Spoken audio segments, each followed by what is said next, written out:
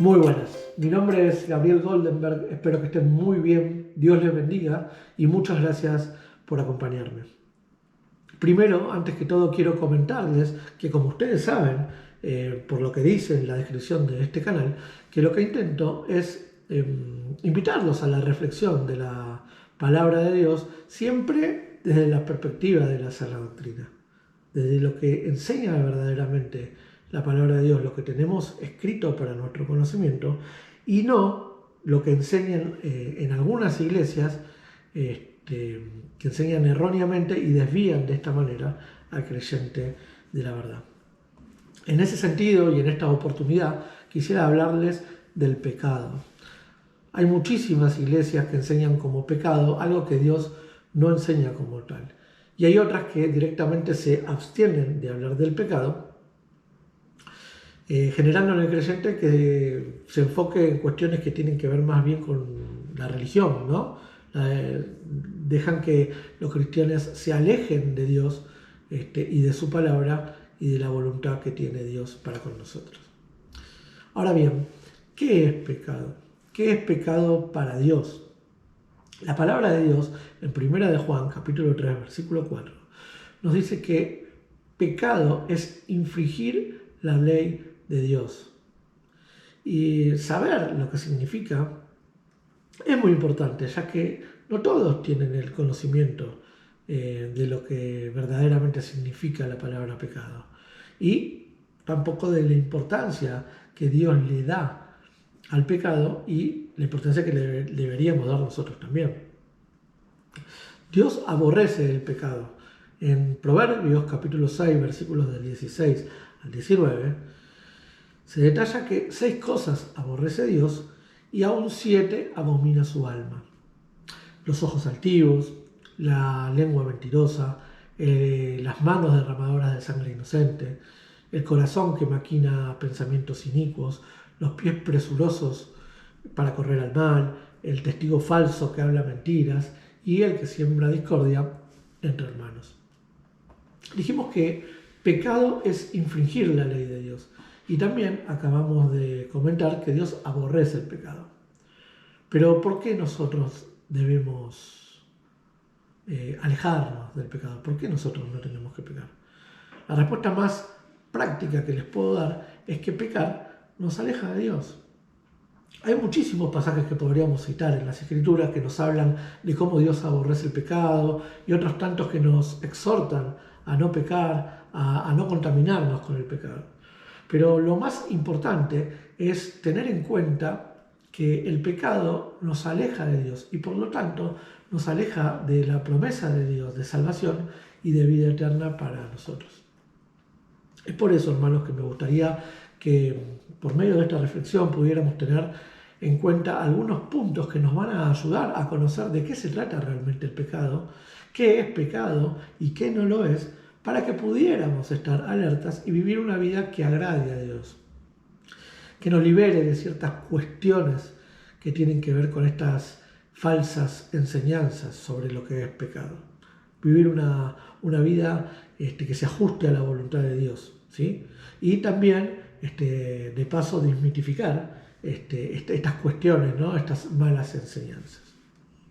Como decía, muchas iglesias hoy enseñan a sus creyentes tales cosas como que el escuchar música que no sea cristiana es pecado, o que participar de la Santa Cena sin haber sido antes bautizado es pecado, o que el cristiano, aparte de ofrendar, tiene que diezmar obligatoriamente, porque si no estaría robándole a Dios, que el creyente debe reunirse en una iglesia, a pesar de no tener una iglesia de sana doctrina que le pudiera enseñar cerca de su casa, hasta incluso en la misma ciudad. Cuestiones tales como que la mujer tiene que tener un velo puesto, ¿no? Para estar congregada, para estar escuchando la palabra de Dios en la iglesia, o que no puede maquillarse, o que tiene que usar pantalones, ¿sí? O cuestiones tales también como que un hombre y una mujer que han constituido un hogar, que han formado una familia, incluso ya con hijos y todo, al no haberse casado anteriormente por por las leyes civiles o ante la iglesia, estarían constituyendo un pecado y estarían lejos de la voluntad de Dios, ¿no? O en rebeldía. Bien, hay dos pasajes que me gustaría comentarles, en donde Jesús nos va a dejar saber qué es lo que piensa al respecto de tales enseñanzas, de estas y de otras enseñanzas que no nada tienen que ver, digamos, con lo que dice la palabra de Dios. Mateo, capítulo 23, en su versículo 13, del 13 al 15, Jesús le dice a estos fariseos de su tiempo, a sus escribas de su tiempo, le dice así, dice: mas hay de vosotros, escribas y fariseos hipócritas, porque cerráis el reino de los cielos delante de los hombres, pues ni entráis vosotros, ni dejáis entrar a los que están entrando. Ay de vosotros, escribas y fariseos hipócritas, porque devoráis las casas de las viudas y como pretexto hacéis largas oraciones. Por esto recibiréis mayor condenación. Mas ay de vosotros, escribas y fariseos hipócritas, porque recorréis mar y tierra para hacer un prosélito, y una vez hecho le hacéis 2 veces más hijo del infierno que vosotros. Hay otro pasaje también en Mateo capítulo 23, hablándole también Jesús a los fariseos y escribas de ese momento. En los versículos del 25 al 27, sigue diciéndoles: ay de vosotros, escribas y fariseos hipócritas, porque limpiáis lo de fuera del vaso y del plato, pero por dentro estáis llenos de robo e injusticia. Fariseo ciego, limpia primero lo de dentro del vaso y del plato, para que también lo de fuera sea limpio. Ay de vosotros, escribas y fariseos hipócritas, porque sois semejantes a los sepulcros blanqueados, que por fuera a la verdad se muestran hermosos, mas por dentro están llenos de huesos de muertos y de toda inmundicia. Así también vosotros por fuera a la verdad os mostráis justos ante los hombres, pero por dentro estáis llenos de hipocresía e iniquidad. Bien, hermanos, de esta manera queda muy clara la enseñanza de parte del Señor de lo que realmente importa, de lo que realmente le importa a Dios de nosotros. Que no seamos hipócritas, que no vendamos algo que realmente no somos, que busquemos dentro de arrepentirnos de nuestros pecados, de limpiarnos del pecado, para que después podamos ir limando cuestiones que tienen que ver más con cuestiones de la afuera y no de la adentro. Lo que verdaderamente importa no es justamente cómo podemos llegar a vernos por fuera, sino limpiar, como decía, nuestro interior del pecado que nos contamina, limpiarnos de toda la hipocresía, de las mentiras, de los autoengaños. Eso es en lo que nosotros debemos enfocarnos.